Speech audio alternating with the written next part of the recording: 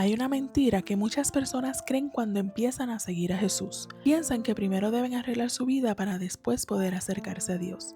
Pero el Evangelio nos enseña exactamente lo contrario. No arreglamos nuestra vida primero para después acercarnos a Dios. Nos acercamos a Dios porque necesitamos que Él transforme nuestra vida. Así que si alguna vez has pensado, después de que lo hice no sé cómo volver a hablar con Dios, quédate conmigo, porque hoy quiero mostrarte algo que puede cambiar completamente la manera en que respondes después de fallar. Este video va a ser un poquito larguito, así que voy a ir por puntos para que no se me olvide nada. Comenzamos. Punto 1. Cuando sientes que ya no mereces acercarte a Dios. Quizás conoces esta sensación, fallaste, volviste a hacer algo que habías prometido no volver a hacer, perdiste el control, tomaste una mala decisión, dijiste algo que no debías o regresaste a un hábito que estabas intentando dejar y después aparece la vergüenza y la culpa. Entonces comienzan pensamientos como, ay, es que Dios debe estar cansado de mí, o ya he fallado demasiadas veces, ¿cómo voy a orar después de lo que acabo de hacer? Ay, es que yo no tengo ni derecho de abrir la Biblia. O piensas que Dios está decepcionado de ti y quizá decides hacer algo que parece lógico en ese momento, que es alejarte de Dios. Dejar de orar, dejar de leer la Biblia, evitar pensar demasiado en Dios. Tal vez incluso te alejas de otros cristianos y dejas de ir a la iglesia porque no quieres que nadie descubra lo que está pasando en tu vida y piensas, cuando esté mejor voy a regresar. Pero los días pasan y mientras más tiempo pasa, más difícil parece volver. Y aquí es donde necesitamos entender algo muy importante. La vergüenza muchas veces nos hace alejarnos precisamente de aquel a quien más necesitamos acercarnos. Punto número 2. Dios ya sabía quién eras. Hay algo que solemos olvidar cuando fallamos y es que Dios no acaba de descubrir quién tú eres. Tu última caída no le reveló una información que Él desconocía. Dios ya conocía tus fortalezas, pero también conocía tus debilidades, conocía tus buenas intenciones y también conocía las áreas en las que ibas a tener luchas. El Salmo 139 comienza diciendo, oh Jehová, tú me has examinado y conocido. Y unos versículos después dice, todos mis caminos te son conocidos. Piénsalo por un momento. Dios ya conocía tu historia cuando comenzaste a buscarlo. Él conocía tus dudas, tus errores, tus heridas, tus malos hábitos, tus pensamientos, tus luchas. Y aún así Él te invitó a acercarte. Esto no significa que a Dios no le importe cómo vivimos. Por supuesto que le importa. Seguir a Jesús implica transformación.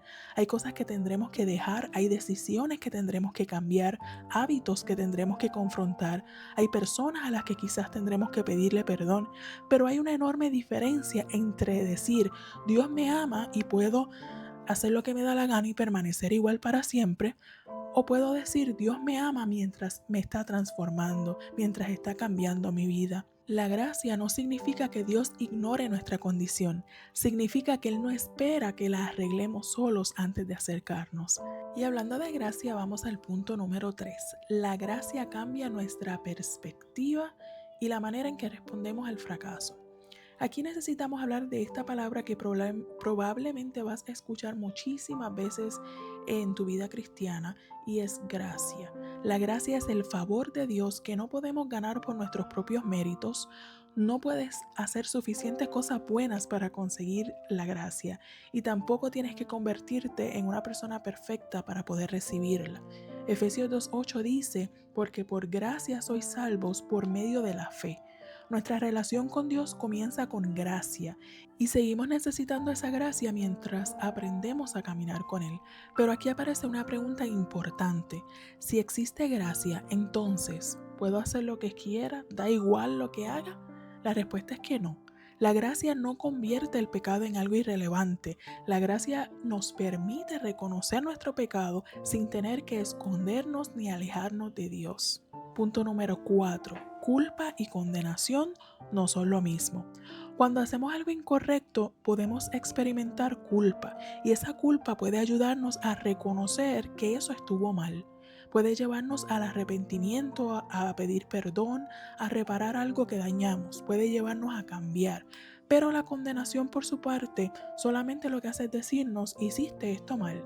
Eres un fracasado, Dios no te quiere, después de esto ya no puedes regresar, mejor escóndete, mejor aléjate. Por eso Romanos 8:1 contiene una verdad tan importante que dice: ahora pues ninguna condenación hay para los que están en Cristo Jesús. Eso no significa haz lo que quieras. Eso significa que nuestro fracaso no tiene que terminar convirtiéndose en una sentencia que nos mantenga alejados de Dios. Y este punto nos lleva al siguiente, el punto número 5. Entonces, ¿qué es el arrepentimiento? A veces imaginamos el arrepentimiento simplemente como sentirnos terriblemente mal por lo que hicimos, pero arrepentirse es mucho más que sentirse culpable. El arrepentimiento implica reconocer lo que está mal y cambiar la dirección de lo que venimos haciendo. Por eso el arrepentimiento no debería alejarnos de Dios, sino que debería hacernos volver hacia Dios. Primera de Juan 1:9 dice: si confesamos nuestros pecados, Él es fiel y justo para perdonar nuestros pecados. Observa la invitación, no dice escóndete hasta que seas mejor. Nos invita a confesar, a reconocer, a volver y después comenzar nuevamente a caminar. Punto número 6. ¿Y qué hago cuando siento que no merezco acercarme a Dios? Quiero compartirte 5 pasos muy sencillos, no porque sean una fórmula mágica, sino porque cuando estamos atrapados en la vergüenza, a veces necesitamos saber cuál puede ser nuestro próximo paso a seguir. Paso número 1, ora. Ora aunque sientas que no merezcas hacerlo. Quizá piensas, ay, pero ¿cómo voy a orar después de lo que hice? Y precisamente hablando con Dios acerca de lo que hiciste, eso es orar. No necesitas preparar un discurso, no necesitas preparar una oración súper larga. Puedes comenzar diciendo: Dios, fallé, me avergüenza lo que hice, sé que estuvo mal, pero ahora no sé cómo volver y necesito tu ayuda. Eso es oración. No esperes sentirte muy espiritual para hablar con Dios. Habla con Él desde donde estás. Paso número 2, abre tu Biblia, aunque sea por 5 minutos. Cuando nos sentimos culpables, una de las primeras cosas que abandonamos es la Biblia. Pero no necesitas leer 10 capítulos para demostrarle a Dios que estás arrepentido. Lee un pequeño pasaje. Puedes comenzar tal vez con Romanos 8:1, con Primera de Juan 1:9, con el Salmo 51, puedes leer el Salmo 139, puedes leer Lucas 15, el hijo pródigo. Lee despacio y pregúntate: ¿qué me está mostrando esto acerca de quién es Dios? Paso número 3. Habla con Dios honestamente. No minimices lo que pasó, pero tampoco exageres hasta pensar que está fuera del alcance de la gracia de Dios. Dile la verdad: Dios, esto es lo que hice, esto es lo que estoy sintiendo, esto es lo que me cuesta dejar, esto es lo que temo. Dios ya lo sabe. La honestidad no le está dando información nueva, está abriendo tu corazón delante de Él. Y el Salmo 2:8 dice: derramen delante de Él su corazón. Con Dios no tienes que fingir que todo está bien. Paso 4. Recuerda quién es Dios. Cuando sentimos vergüenza, solemos mirar obsesivamente hacia nosotros mismos. Yo fallé, yo hice esto, yo debería haberlo hecho mejor, es que yo prometí que no volvería a hacerlo. Pero necesitamos levantar la mirada y recordar también quién es Dios. Dios es santo, es misericordioso, Él nos corrige, nos perdona, nos transforma. Dios es paciente. Él conoce nuestro corazón, Él es nuestro Padre. Por eso cuando tus emociones te digan no puedo volver, pregunta: ¿esto coincide con lo que Dios ha dicho en su palabra? No construyas toda la imagen que tienes de Dios alrededor de cómo tú te sientes después de haber fallado. Constrúyela alrededor de quién Él ha demostrado ser, a través de su palabra y a través de su relación contigo. Paso número 5. No te aísles. La vergüenza ama el aislamiento. Nos dice: no dejes que nadie se entere, resuélvelo esto tú solito, calladito, no regreses hasta que estés mejor, que nadie se dé cuenta. Pero algunas luchas son muchísimo más difíciles cuando intentamos enfrentarlas completamente solos, cuando intentamos esconderlas. Gálatas 6:2 dice: sobrellevad los unos las cargas de los otros. Pero tampoco es que vayas a confiar en cualquier persona, ¿verdad? Sino que debes buscar personas maduras en la fe, que sean confiables.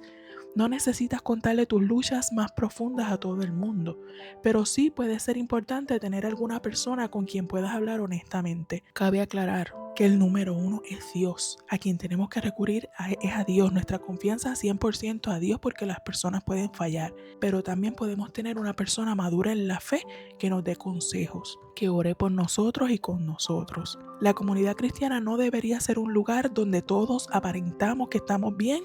Debería ser un lugar donde aprendemos a caminar juntos, en armonía, ayudándonos unos a otros. En el punto número 7 vamos a tocar una pregunta muy importante. ¿Tengo que siempre sentirme digno para volver? Y la respuesta es que no. Y quizás esta sea la idea más importante de todo este video, de todo lo que escuches.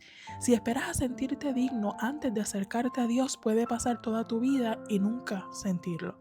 El cristianismo no comienza diciendo, ay, yo soy suficientemente bueno para acercarme a Dios. El cristianismo comienza reconociendo, necesito la gracia de Dios. Jesús mismo dijo en Marcos 2:17, los sanos no tienen necesidad de médicos, son los enfermos los que tienen la necesidad. Jesús no vino buscando personas que pudieran demostrar que no necesitaban ayuda y que todo estaba bien en su vida. Él vino precisamente porque necesitábamos salvación. Por eso no tienes que arreglar toda tu vida antes de acercarte a Él, sino reconocer que lo necesitas a Él. Punto número 8. No uses la gracia como excusa. Hay algo más que necesitamos aclarar, y esto es muy importante. Quizás alguien podría escuchar todo esto y pensar, entonces yo voy a seguir haciendo lo que estoy haciendo porque Dios siempre me va a perdonar. Pero ese tampoco es el mensaje. Y quiero aclarar que la gracia no nos dice quédate exactamente donde estás y cómo estás. La gracia nos dice puedes levantarte, pero ahora caminemos en otra dirección. Si existe algo que constantemente te hace caer, quizás necesitas tomar decisiones concretas, alejarte de una situación, cambiar un hábito, pedir ayuda, poner límites, confesar algo o buscar un acompañamiento. La gracia no elimina nuestra responsabilidad. Nos permite enfrentar nuestra realidad sin tener que huir de Dios, pero de nuestros actos van a haber consecuencias. Somos responsables de lo que hacemos. Solo que no tenemos que alejarnos de Dios para enfrentar esas consecuencias. Podemos hacerlo de su mano y Él puede tener misericordia de nosotros. Y el último punto, pero no menos importante, el punto número 9, cuando vuelvas a fallar, recuerda esto, porque probablemente habrá otro momento difícil, otro día que pierdas la paciencia, otra tentación que va a llegar, otra duda o alguna decisión que tal vez habrás querido tomar de manera diferente. Pero cuando llegue ese momento, quiero que recuerdes esto. No huyas. No te alejes.